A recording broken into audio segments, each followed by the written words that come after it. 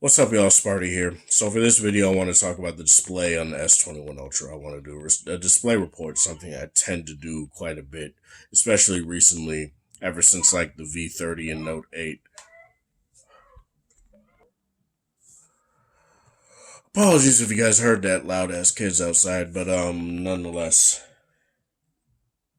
I've been doing this since the V30 slash Note 8. If you guys saw when I did a POLED versus Super AMOLED comparison between the V30 and Note 8, and showed people exactly that both phones have pretty much the same display issues. One just has it worse than the other, and the Note 8 had it worse than the V30 had at the time for me personally, mainly because of the curved display. So color shifting was definitely even worse of an issue on that phone than it was on the V30. And I didn't really have any of the blotchiness people were talking about on the V30. That wasn't an issue for me personally, and it wasn't an issue on here.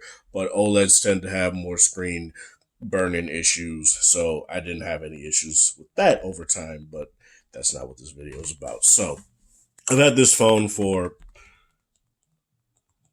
2, 3 months now, and let me talk about the things that I do like about the display.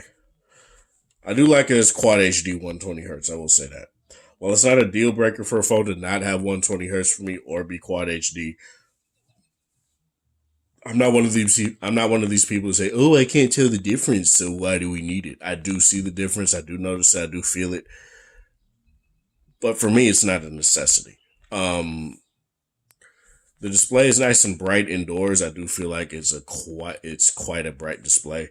And I guess I'll also talk about the in-display fingerprint sensor too, since that has to do with the display. It's literally in the display. So the in-display fingerprint sensor is very fast, very responsive. Yeah, Samsung has gotten really good with this in-display fingerprint sensor over the years. Um, they stuck at it. They kept at it. Unlike the variable aperture stuff they used to do on the S9, unlike a lot of stuff that they decided to take out after 1 year or 2 years. But whatever. The in-display fingerprint sensor does a very good job. No real issues with that.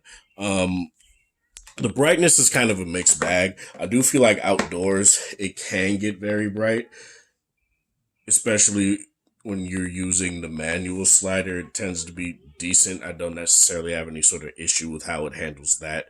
Auto brightness obviously will get brighter because it's designed to do that. I don't use it because on every phone, auto brightness tends to be very wishy-washy with me. If there's ever so slightly a change of light, the phone will dramatically change from 70% brightness to maybe 50 to 40. And to me, that's not good. I don't really like that at all. I never did.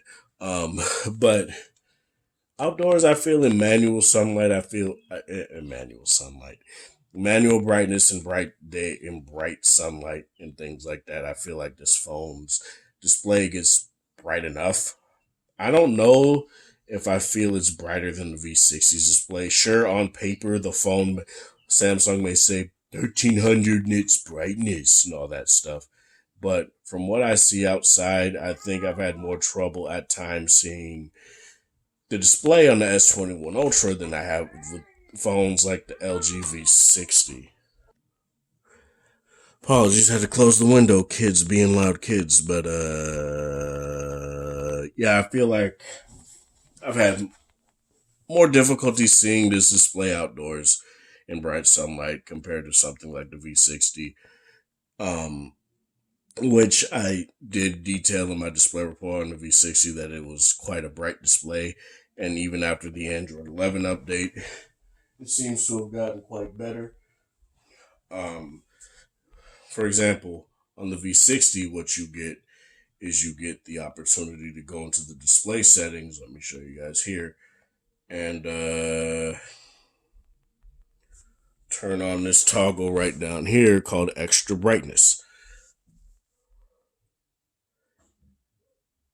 And it's a noticeable difference too. It's not like, oh, it's slightly brighter. No, it's a noticeable difference. That's something I feel the S21 Ultra should indeed add. Because it just helps, right? It really does help.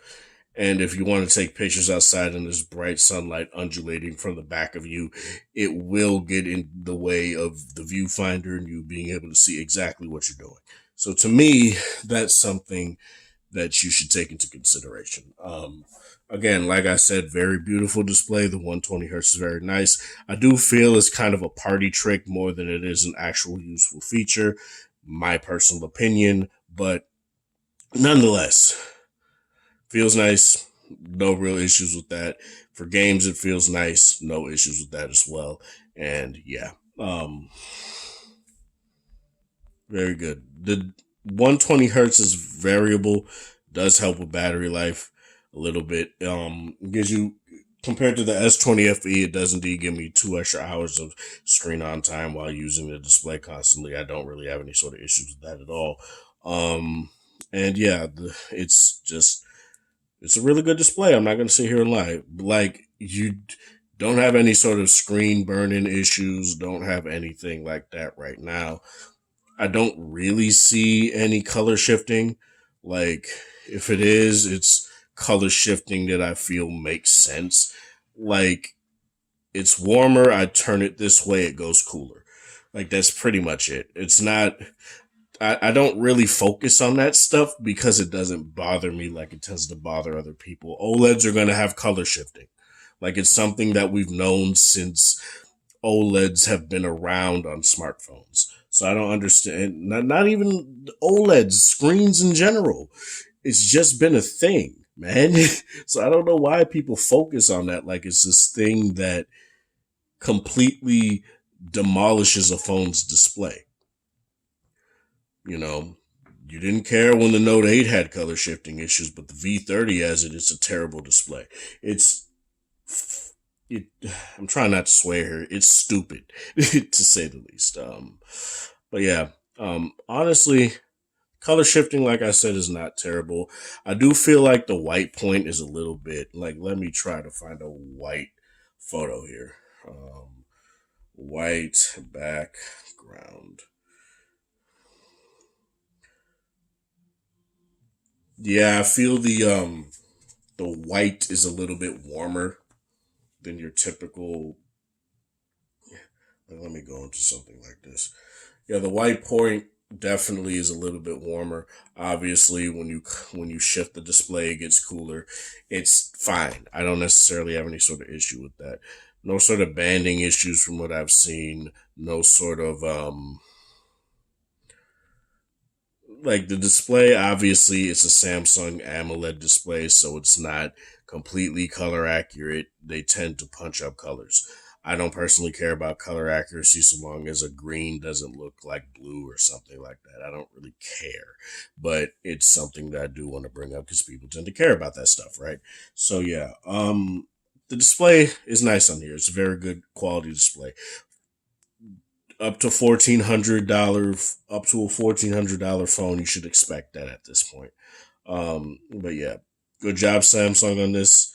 I really do like the display. It's very nice. Hopefully next year you can go up to 4K because it would just be nice to have a 4K display on something that's not a Sony phone. You know, Sony's been the only. I'm not saying that because screw Sony. No, I want more phones to have 4K displays because Sony shouldn't be the only one.